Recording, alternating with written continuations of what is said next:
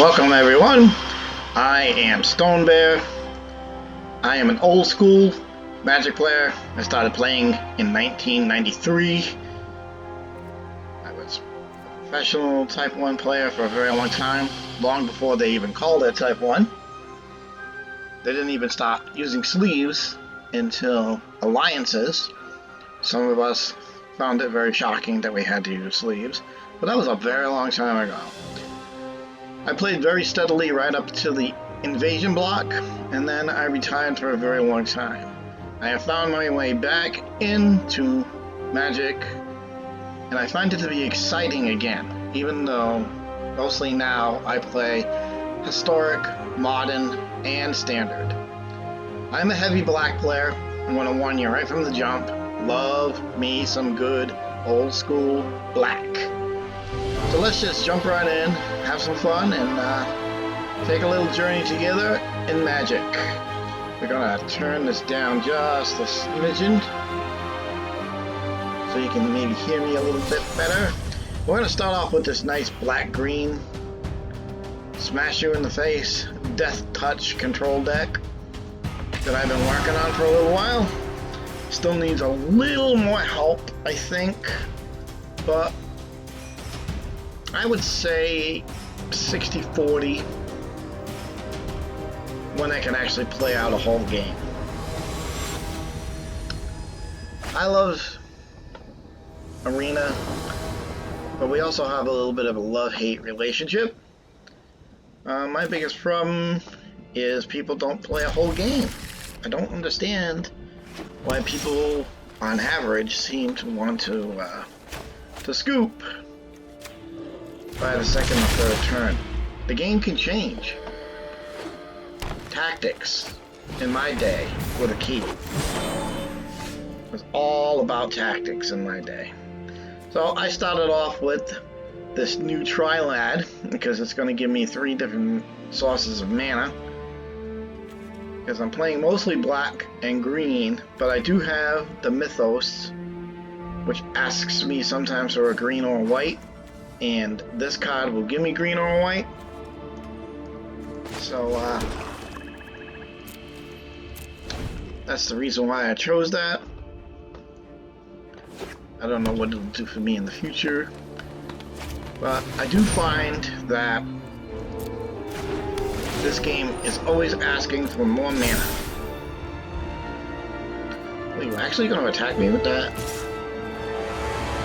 Well, you're going to lose that, and you're going to gain a mana. I like Assassin's Trophy. Yes, they get a land out of it, but in situations like that, where that creature is inevitably going to get out of control, it's not really the end of the universe for me. Let them have it. Because now they're denied a resource that would have probably helped them speed their deck along. Even though it does seem like they're playing straight green, that's okay. They can play straight green till the cows come home. Let's see what else they do before I decide how I'm going to respond. And now that they've tapped themselves dry and wasted a resource, I will just go ahead and deny them that enchantment. I also play Favored Passages. They help me with my mana curve. They're an excellent card. I like to play about 3 of them on average in a deck. And of course, there's a good old Quested Beast. Comes into play, ready to attack. It's a big old smash you in the face critter. And got Death Touch. I like Death Touch. And it's Vigilance. I mean, it's just got so much going on. I mean, you can read this text for a year if you wanted to. But this is the only thing that does not make me very happy. So what I'm going to do is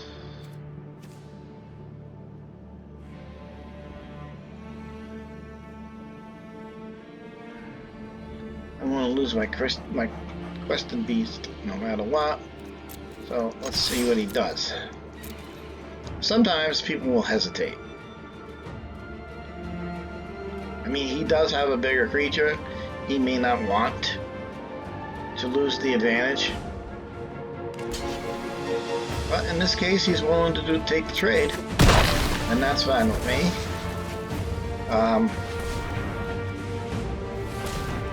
I love Maze Mind Tony. I love anything that lets me scry and manipulate my deck, because sometimes this game has a tendency to flood you with too much mana, or be stingy with not enough of it. I play very land heavy in my deck. I'll give you a peek later, depending on how long the video goes, on what this overall build looks like. Yeah, I had a feeling we were going to do that. That's okay. You're going to be able to expect things to get lost in this game. It's just what happens.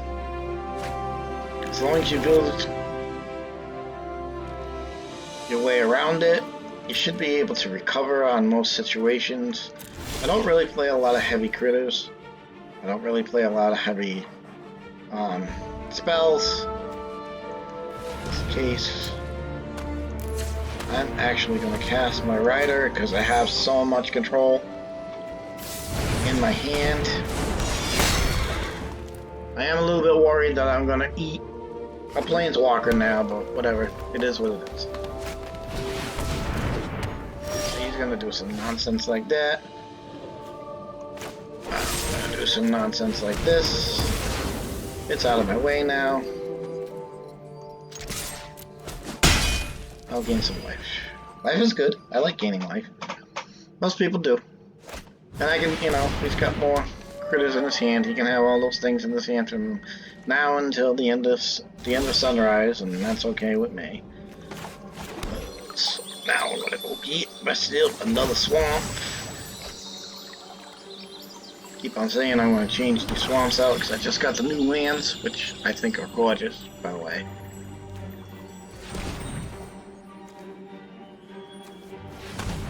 Let's do it this way. And then, I like this enchantment. I've won a lot of games because of that enchantment.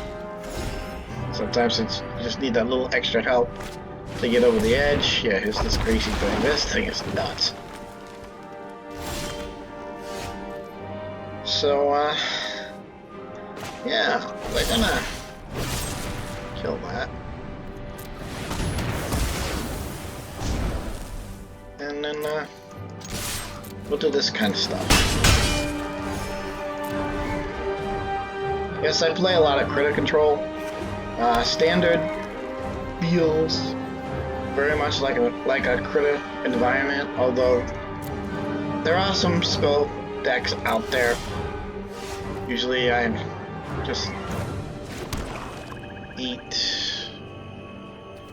going to green. 1, 2, 3. I kind of like to control my own mana, especially when I have the kind of spell in my hand that I do. I want to make sure I'm able to cast it, be able to respond, because he's looking, at this point, he's got to be mutating to recover his, he's gonna scoop. Now here's a rare occasion where we see that somebody actually stayed and played out most of the fight, even though they were getting a large amount of their creatures were ending up in the graveyard. But they also were playing this thing, which if they would have mutated it, they would have gotten a lot of their graveyard back, and that would have kind of sucked. But I had a lot of early creature control in my hand, so I don't think that would have been a problem. In this case, it wasn't. So, let me give you a quick look at the deck I just made, the deck I was just playing.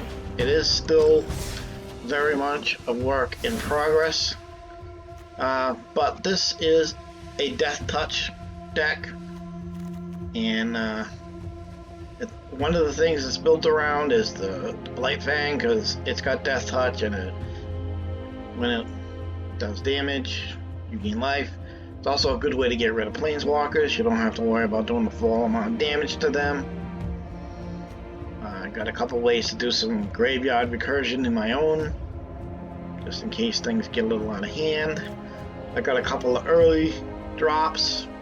I think this is going to be a very underrated card. I think people are not going to realize how strong this critter is for a little bit yet. Once they realize that this ooze is as strong as it is, this thing, I've had this thing up to a 7/7 very quickly. Sometimes you just don't got anything better to do with your mana, and you can have a ridiculously big creature. So, like, you know, we got some of this, we got some of this, we got this, we got the Rider. I play 2. I play the Mythos. I find more often than not I need them more. I play a couple of Vetoes because I'm gaining so much life. I find that the Veto often helps me to finish the game. I play the Cat because I play all those early drops, and those early drops, being able to come back into my hand, I find sometimes are very, very useful. I like to play a little bit of Extension Event. Whatever. You know, you can read it. You know, this guy's broken. Probably be banned before too much longer. These things are very strong. I only play 1 because it's not really the focus of what my deck does. And I play 3 Western Beaks because they're legendary. Anyway, there you go. And that's a basic look at that deck. I hope you enjoyed it. Be posting some other stuff. This has been Stone Bear.